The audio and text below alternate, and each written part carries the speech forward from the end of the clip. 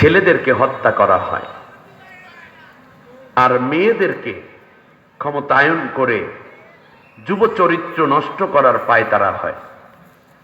আরে একটু পরেই যখন ফেরাউন শুনবে তার গোয়েন্দাদের মাধ্যমে যে আমি পুত্র সন্তান প্রসব করেছি, একটু পরেই তার সৈন্যবাহিনী আমার বাড়িটা ঘেরাও করবে। তারপর আমার ছেলেটাকে আমার কোলের মধ্য থেকে তুলে নিয়ে আমার চোখের সামনে ঘাড়ের মধ্যে, কচি ঘাড়ের মধ্যে জোরে একটা কোপ মারবে তলোয়ার দিয়ে। এরপর দেহটাকে দ্বিখণ্ডিত করে মাথাটা নিয়ে যাবে ফেরাউনের জন্য, আর দেহটা আমাকে দিয়ে বলবে এই নাও তোমার ছেলে। এটাই করতো ফেরাউনের রাষ্ট্রে, যা আগে দেখেছি আমার ছেলের ব্যাপারে তো সেটাই করবে। এই যে জীবিত সন্তান কোলে নিয়ে মায়ের মৃত্যুর প্রহর এবং বিভৎস চিত্রের যে দৃশ্য তার হৃদয় পটে বারবার আন্দোলিত হচ্ছিল, এ কারণে সে ব্যথিত শঙ্কিত অবস্থায় দুধ পান করানোর কথা ভুলে গেছে। কার মা? মুসা। কারণ মুসার ফেরাউনের রাষ্ট্রে ছিল কি, ছেলে হইলে কি করবে?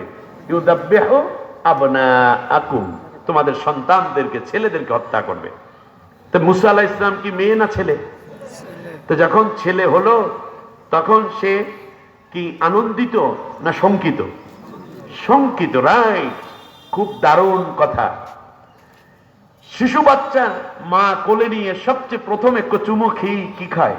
দুধ খাওয়ায়। কিন্তু মুসা পয়গম্বরকে মায়ে দুধ দিতে ভুলে গেছেন। আল্লাহ রাব্বুল আলামিন বলেন, ওয়া আওহাইনা ইলা উম্মি মুসা আন আরদি'i, আমি আল্লাহ রাব্বুল আলামিন মুসার মায়ের পেরেশানি বুঝতে পারলাম। মুসার মায়ের হেজিটেশন, মুসার মায়ের যেই মনের মধ্যে দুঃখ এবং তার যে আশঙ্কা, এটা পৃথিবীর কেউ বোঝে নাই, আমি আল্লাহ বুঝতে পেরেছি। সুবহানাল্লাহ। আমি আল্লাহ মুসার মাকে ডাক দিয়ে বললাম, আওহাইনা ইলা উম্মি মুসা আন আরদি'i, আমি ডাক দিয়ে বললাম মুসার মা, তুমি চিন্তা করো না, তোমার ছেলেটা তুমি কোলে নিয়ে বসে আছো কেন?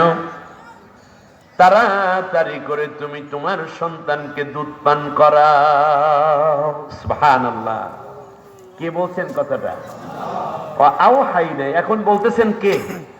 আল্লাহ। আল্লাহ যেহেতু বলেন, তাহলে বোঝা যায় মুসার মা আল্লাহকে বুঝতেন। আর মুসার মার সাথে আল্লাহ তাআলা এখন কথাও বলছেন। এই কথা অর্থ নবীদের যে ওহী আসে সেই ওহী অর্থে না, এটা হলো ইলহাম অর্থে। অর্থাৎ কে যেন বইলা যাইতেছে বা উপর থেকে কে যেন, দেখা যায় না, কিন্তু বলতে চায় মুসার মা তুমি তোমার সন্তানকে দুধ পান করা। সুবহানাল্লাহ বলে। এটাকে বলে ইলহাম। এটা কি বলে?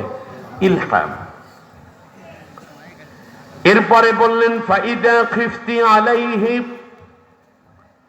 যখন তুমি তার ব্যাপারে বড় শঙ্কিত হয়ে পড়বে, ফাআলকিহি ফিল ইয়াম্মি, যখন মনে করবে এখন আর তুমি তাকে সেভ করতে পারো না, তখন তুমি কাঠের একটা বাক্স বানাইও। কে বলতেছেন? পরামর্শ দিচ্ছেন। কাঠের একটা বাক্স বানাবে, সেই বাক্সের মধ্যে তোমার সন্তানটাকে তুমি ভরে নীল নদের মধ্যে ভাসাইয়া দিও।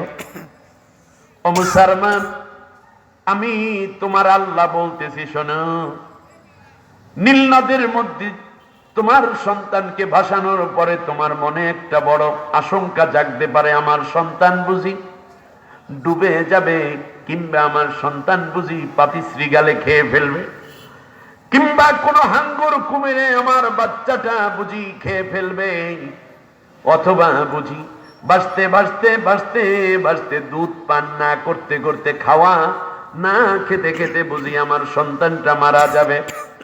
ও মুসলমান, তোমার মনে কোনো কষ্ট নিও না, কোনো আশঙ্কা নিও না, কোনো ভয় নিও না।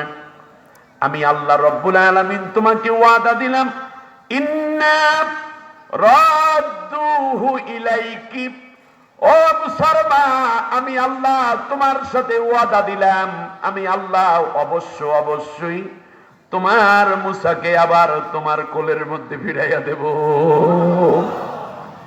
ইন্না, নিঃসন্দেহে আমি আল্লাহ, রাদ্দুহু ইলাইকি, তোমার কাছেই তোমার মুসাকে ফিরাই দেব। কমিটমেন্ট করছেন কে? সত্য হবে না মিথ্যা হবে? আল্লাহ রাব্বুল আলামিন বলেন, শোনো ও মুসার মা, শুধুমাত্র তোমার মুসাকে আমি তোমার কাছে ফিরাইয়া দিয়েই ক্ষান্ত হব না, ওয়াজাইলুহু মিনাল মুরসালিন, আমি আল্লাহ একদিন তোমার মুসাকে এই যুগের শ্রেষ্ঠ একজন রসূল বানাইয়া দেব। মুসা আলাইহিস